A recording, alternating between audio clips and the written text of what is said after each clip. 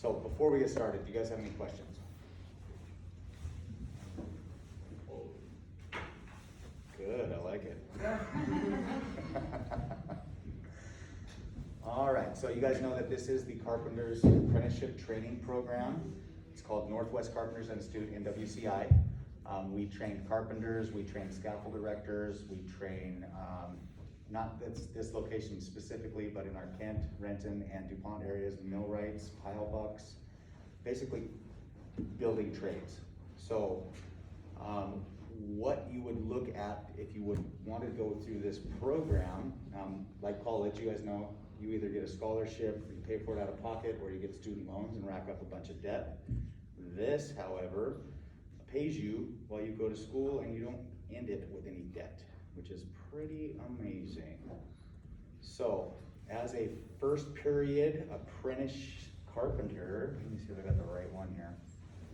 Nope, wrong one. Back up. Just to give you an idea of what you would be looking at.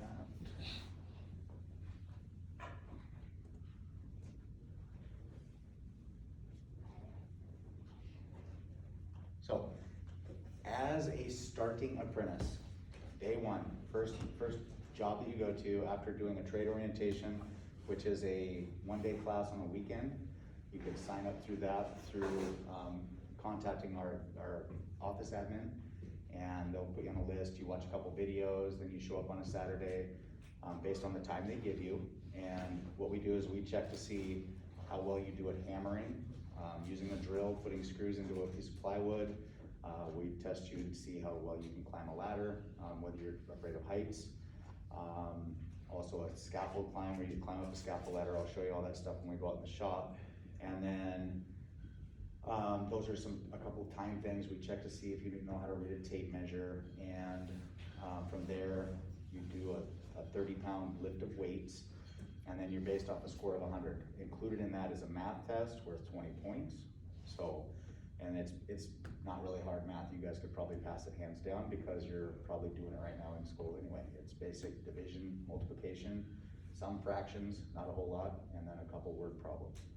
So after doing that trade orientation, you get a score out of 100, and then you could come in and sign up for an interview. If you got a high enough score, 60 is passing. But we encourage people to go through our training facility here to get an 80 or better. And the reason we recommend them doing that is because once they get into the program and they get an interview, there's a combined score off your interview versus, and not versus, but in addition to the trade orientation score you get. And it's out of 200 points possible. From there, you get put onto a list, and as we need more members, because we only bring in more people as work dictates, so as jobs open up, then we bring more people in because we don't want to create competition for ourselves in the workforce. Right now, there's a huge demand for carpenters, so every trade orientation, and I'm the one that does the trade orientations once a month, pretty much everybody that has a passing score has been accepted into the program. So we're getting more and more members because there's a lot of work in Seattle, Everett. They just passed a bunch of new contract laws where they're going to be adding more of the light rail project in Seattle. I don't know if you guys know any of that. They're adding that up to Everett now, so it's going to open up a lot more work, and that's going to be for the next few years. So once you're in the program and you got that score, you might sit on the list. If time slows down in the wintertime, picks back up in the spring and summertime, because construction's a little bit better and easier to do in the nice weather versus the rain and mud and snow and wind and all that. So you might sit on that list, and then we do another trade orientation next month and the month after and the month after. So if people get a higher score than you, they might get called in before you. So that's why we encourage people. So not everybody gets into the program just by doing a trade orientation and getting their first score, and then they're a carpenter. They need to try to get a little bit higher of a score. There are some people that take it twice, sometimes three. I myself, I tried for 5 years to get into this program. I finally got into it in '98, so that's how old I am. Took me a few tries. It was a different program at that time. They didn't want everybody as a carpenter. Now they have an open enrollment, so everybody is welcome to apply. Doesn't matter age, nationality, race, any of that, gender, nothing. So we openly accept everyone with open arms. And then once you get into the program, you will be encouraged to provide a certain list of tools, which is not a whole lot. Then from that point, you have to take a drug test. So that's the other big thing. That's the hardest part, probably, for a lot of people. Just I'm being serious. So once you're accepted in, you go and look for a job. There's help for you looking for a job. We have tools online available. It shows every contractor that's signatory with the AGC, the Associated General Contractors. And it shows how many people have been hired by them. It shows what current jobs are taking place in every county in all of the 4 states. So Washington, Idaho, Oregon, Montana, 5 states, Wyoming, and then Alaska as well. So you can work in any of those areas, but we encourage people to stay here in the Washington area when they start, because you have to come back for classes. Classes look, basically once you're in the apprenticeship, it's 4 classes a year, 1 every quarter. You come for 1 week. During that time, you can collect unemployment if you've had previous employment, which helps compensate your lack of income. So let's talk about income. Your starting wage as a first period apprentice is $29.51 an hour. That's pretty good. It's a lot higher than most people as soon as they graduate high school, or not high school, but college. Once they get out of college, $29.51 per hour. That's just your starting wage. After 4 months, you get another, well, after 2 classes, let me back up. After 2 classes, you advance to second period, and then your pay goes up to $31.97 an hour. So that's just over a $2 an hour raise. After another 2 classes, so another half a year, it jumps up to $34.43 an hour. Let me keep going. Yeah. Okay, because there's 8 periods. Then it goes to, when you're halfway through the program, you're at $36.89 an hour. So, and this is just what you get paid on your check. There's more to this that I'll talk about in a second. Once you're at 5th period, it's $39.34 an hour. 6th period is $41.80 an hour. 7th period is $44.26 an hour. 8th period is $46.72 an hour. And then you journey out, you graduate from this program after 4 years. That's 160 hours, no, it's more than that, I just messed that up. 160 hours per year, so 40 hours each time you come, 1 week, once every quarter. Am I doing too much math too fast? And then 4 years of that. So at the end, once you become a journeyman, your pay will be $49.18 an hour. It's almost $50 an hour after 4 years. And you don't have any debt associated with schooling. So that's pretty impressive. Yes? On top of the wage, are there medical benefits? That's what I was getting into Okay. just now. Perfect, good question. So your hourly wage as a journeyman would be $49.18 an hour. Then there is a package of fringe benefits that's added on to that in a total of $19.01 as of right now. So that breaks down $8.70 to your health and security, meaning medical, vision, dental. Then there's $9.35 to your retirement, because we offer a pension and also a 401k plan. So the pension accrues for every year that you work up until the age of 55. That's the earliest that you can retire. They have a kind of a rule of 80, but it's not a true rule of 80. I'm not gonna get into too much of that because that's way down the road for you guys, right? What matters now is how much you're gonna make when you start and when you get done with this. Then they have 85 cents an hour that gets paid into an apprenticeship fund, and then a Carpenters International Training Fund, because we're part of a national organization. So in addition to the $49, you have another $19.01 that the employer pays on your behalf. So you don't pay for your own medical, vision, dental. You do have co-pays. There's some little fees that are associated with that. And then they have they call a vacation account, which they take an actual dollar off of your paycheck and put it into an account where it is like a vacation, because carpenters in the trades right now, they don't get paid holidays, they don't get paid vacations, they don't do that. So they set up an account So if you do have a holiday that you're not working, you have money that's available to use at that time. So there's a bunch of different things that I'm not gonna get too deep into that. So this is as of right now. You heard me say that a few times, right? So as of, it was supposed to be June 1st, our wage increased to this $49. In, let's see, another, as of May 31st, 2022, we will get another $2 an hour raise across the board. So if you guys got in, into this program as soon as you graduated in June, right? Then there would be an automatic pay raise. So this is gonna increase by $2. As an apprentice, you're at a percentage of a journeyman's wage, which was 49. Well, we're pretending it was 49. It will increase by that $2, and then a first grade apprentice is 60% of the journeyman wage. So, money sounds enticing, right? Yes. Pretty good pay, right out of high school, jump into a trade, you don't have to know anything about carpentry. They may wanna test you on your skills, like I said. If you can use a hammer, if you can use a drill, if you can use a tape measure, if you can do math. Measuring and math are the two biggest ones. All those skills can be taught, right? Anything you do the first time is gonna be hard. As you do it more and more, it gets easier and easier. That's everything in your life. So this is just one of those things. I'm gonna tell you right now though, it's not for everybody, because we live in Washington. It rains, it snows, the wind blows, there's water, it floods, there's mud, and a carpenter typically works all year round in the elements. Nice change of scenery. I'd love to say that it was all unicorns and rainbows and butterflies, but it's not. There are days when it really is not very pleasant to be a carpenter. So the money is not something that you should ultimately jump in to do this for. You have to have a want to do it. If you like seeing things that have been accomplished by your hands, you built that. Look what I helped build. You get to build high-rise apartments, skyscrapers, bridges. There's a multitude of things.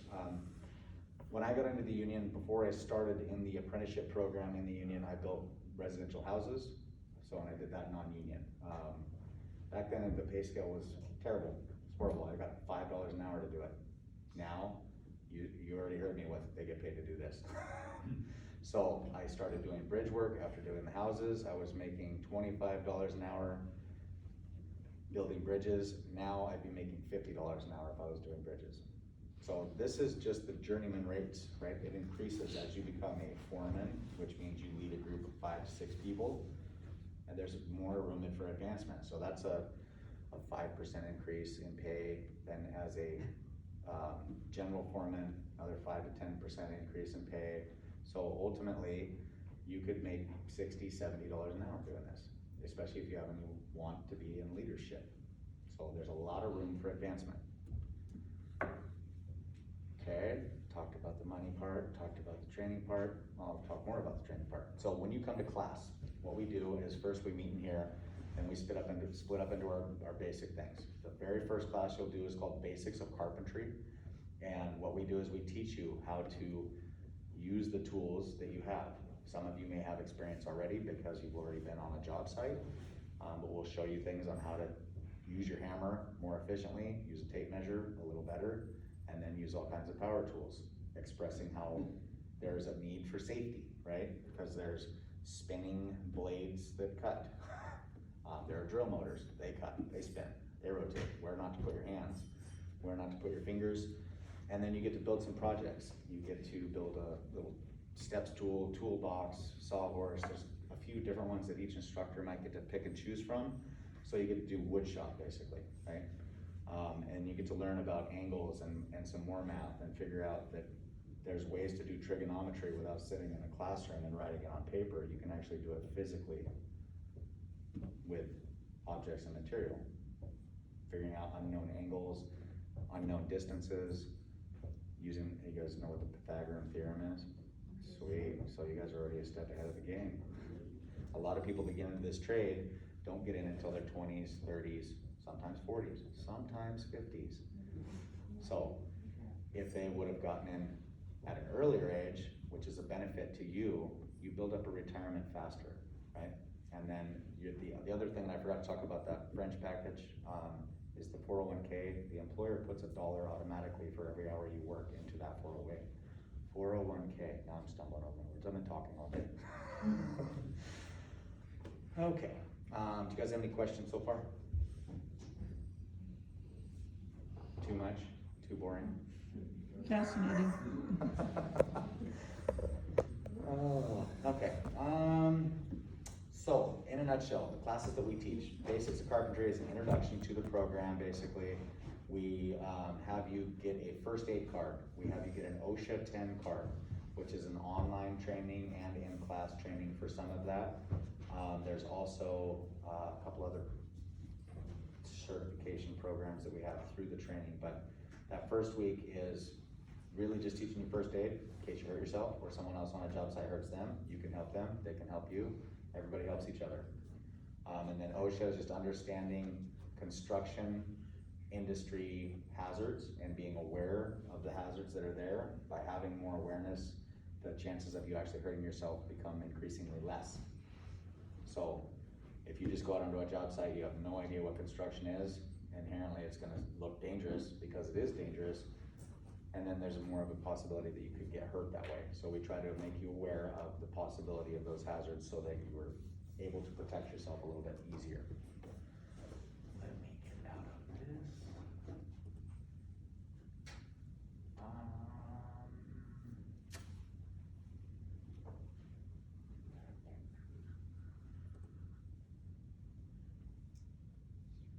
Okay, we do have a bunch of different websites if you want to check out other information.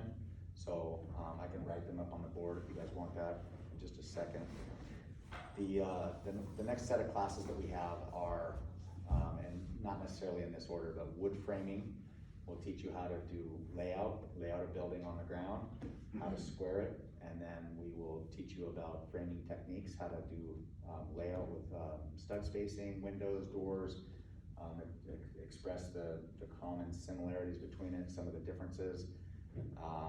And then you'll build a little miniature house and a set of stairs. We'll teach you how to lay out stairs, how to calculate a landing height, and then divide up the stairs to have a rise and run to make it so every step is perfectly equal using, again, more of the tools that you've had purchased with framing squares and understanding how to use a framing square.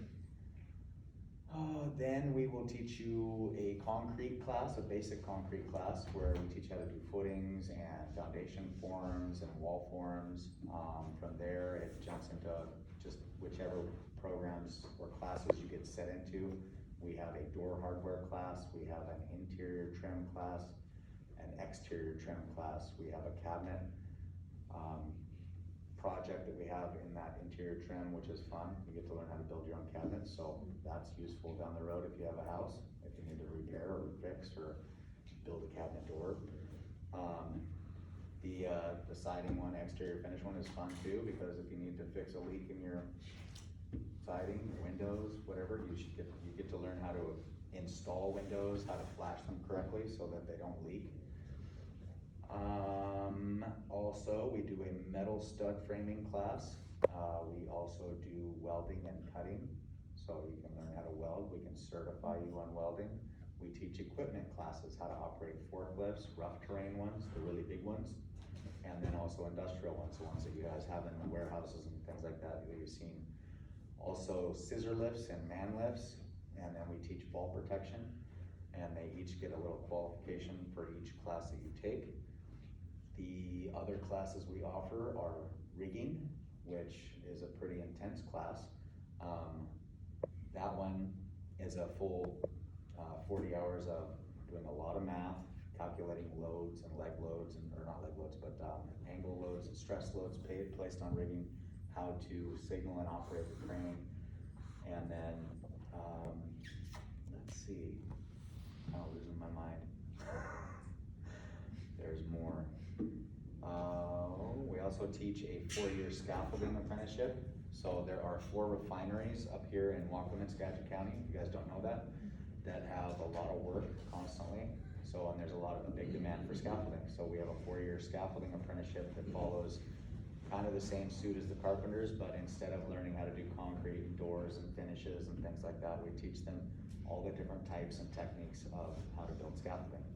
I myself, along with our coordinator Greg Brady, went through both apprenticeship programs, carpentry and scaffolding, so 4 years of each. It's a lot of class time, and so he taught the scaffolding program and carpentry. I now teach the scaffolding program. I'm the only scaffold instructor in Washington State. There are other instructors that teach a 40-hour basic scaffold instruction class, but I teach pretty much everything you can think of. Swing stage, that's the stuff the skyscrapers, the window washers use to go up and down on the 2 cables. It's a little platform, hanging, all kinds of different things with scaffolding. And there's so many different types. There's frames, systems, pump jack scaffolds, there's roof scaffolds, there's a lot of different things with scaffolding. What else did I miss with carpentry? Then we have more advanced classes. So I talked about the basic framing, the basic concrete. We have a advanced roof framing class. We have a concrete 2 class where we teach you how to build tilt-up wall forms, which is basically the exterior of this building. Those are poured on a concrete slab flat, then they stand them up later. So we teach you how to build those with the forms. We also teach you how to build concrete stair forms. What else? There's so much. There's so many things to teach you in 4 years. There's a lot of math in class time, and then, that's the other one, blueprint reading and estimation. We teach you how to use transit builder's levels, and then also a theodolite, how to use surveying equipment. Also what's called total station, which is basically a robot. You hold a little pole with a tablet, and then it tells you where to put it, and then you can mark and lay out an entire building this size just by having it in one spot, using lasers and magic. It's not really magic technology. Let's see. I should have just opened this. That would have been better. I have a question. Yes. So do you get paid for the time that you were in school as well, or is it the time you get paid is the time you're actually working on the job? That is a great question. You get paid while you're working on a job, and like I said, as you have worked prior, and then as you build more time as an apprentice, if you had no other jobs prior to getting into this program, you'd probably have to work for about a year, then you would qualify for unemployment.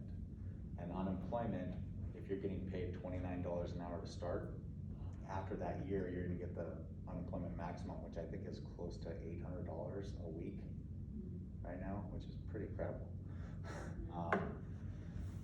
So if you have no prior work experience, you're probably gonna have to save a little money as you're working while you come to class, because you're not gonna have the option. You're not gonna get paid to come to class, but unemployment does compensate it, and because you're in a full referral trade union with the carpenters, and you're on a list, basically an out-of-work list when you are not working, it makes it a lot easier to collect unemployment than it would if you were to have a normal job and try to get unemployment when you were out of work from that standpoint.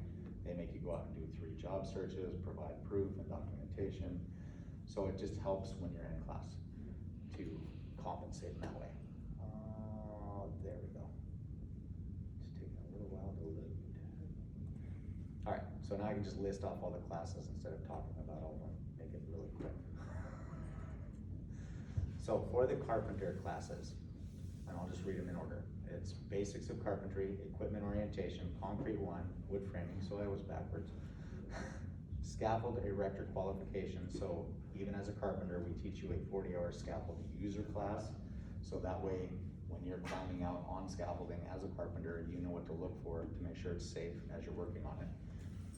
And then we do metal stud framing, print reading, concrete 2, exterior finish, doors and hardware, advanced print reading and layout, and that's where you use the total station. Interior trim and cabinets, welding and cutting, introduction to lifting and hoisting, which is rigging. Then we also teach you anatomy of a bridge, so we teach you how to form up and build bridge structures, superstructures. And then there's the roof framing class as well. So that's the carpentry side.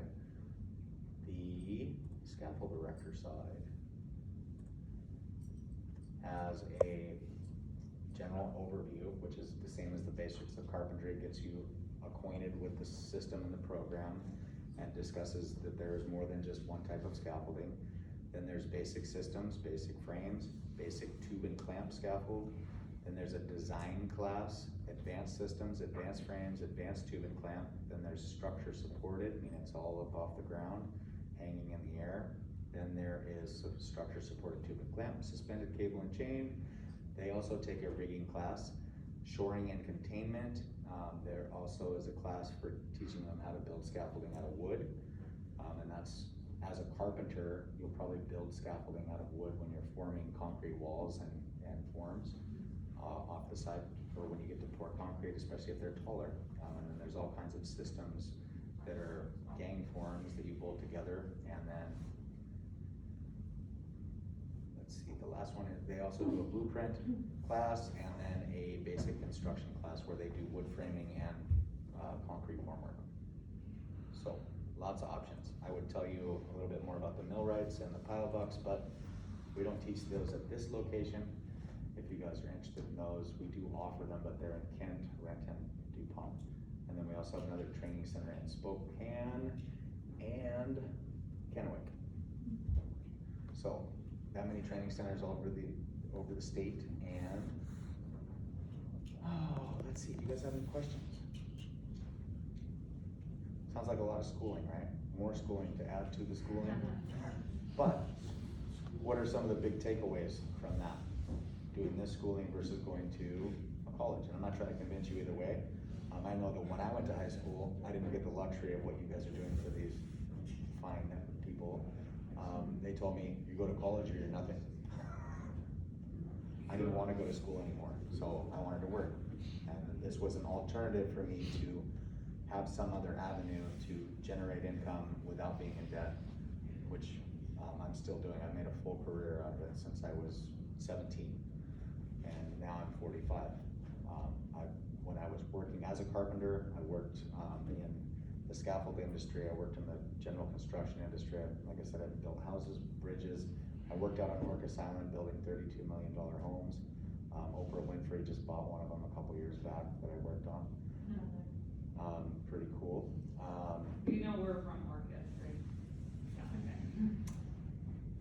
I thought you were from Friday Harbor. He just told me island. He didn't tell me which island. So, but I've worked out on the islands. I've had the luxury of working for Pearson Construction. You guys may have seen some of them out on the islands. They've worked for Orcas Christian School, helped build the Orcas Christian School, and Mike Parnell's house, and a lot of different fun projects out there. Built things around Lake Whatcom, multi-million-dollar homes. I've also built wastewater treatment plants, middle schools, high schools, grade schools. I made it all the way up to a project manager. I had 300 people working for me, and then I got called to ask if I would want to teach. I'm old. I want to do this a lot longer, and being in the field and working, it is hard on your body, especially if you do it wrong, and I was not the right one to do it right. I did a lot of things wrong. Yes? So what motivated you to keep going in those roles, In those positions? Yeah, those positions. Well, I'll give you a little bit of backstory. I grew up in foster care, went through 12 foster homes. Didn't have a family, wanted a family. I grew up with nothing. I wanted stuff. I still want stuff. Some people might call it greedy. I call it motivation. I don't like going without. I love ramen noodles. I'll be point blank. I love ramen. It's the cheapest food on the planet. One of them. But I don't have to eat ramen. So that's the benefit. I get to if I want to. So as I got into construction, I didn't want to be the guy that was working for someone else getting the least amount. So I wanted to know more. I have grown up with the idea and mindset that I did not want to just do one thing my entire life, even though I'm doing the same thing, construction. There are so many different things to do in this field of work. So I've got, like I said, I got to work on bridges, buildings. The only thing I've not worked on or built or helped build is a skyscraper, but I've also worked in refineries. I've traveled to Alaska, Montana, Idaho, Oregon, California, all up and down the West Coast. for scaffolding and some construction projects. So I've got to see some things, some sites, some places. And again, like with this position, I started this 3 years ago as an instructor. I volunteer for everything. Why? Because I'm greedy. I like things. I like money. And it's not because I live my life ruled by money. I also had children at a young age. I had 4 children by the time I was 25 because I grew up in foster care, watered my own family, got my own family. Then I had to pay for my family. So being at the bottom, just making the bare minimum, never worked for me. So here I am again. I kind of started over in the same trade, but in a different field. I went from being the highest I could probably go without being the CEO or manager of the company to now starting at the bottom as an instructor, where there's now more room for advancement. I can take a coordinator position once one becomes available, or at least apply for it.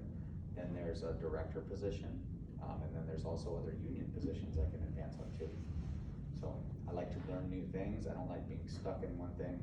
As a carpenter, you're gonna get a lot of change of scenery. I like change of scenery, partially because of how I grew up, home to home to home. Lots of different families, lots of different outlooks, not just one set of viewpoints. So a lot of open-mindedness. Any other questions? Sorry, it might have been a very long answer.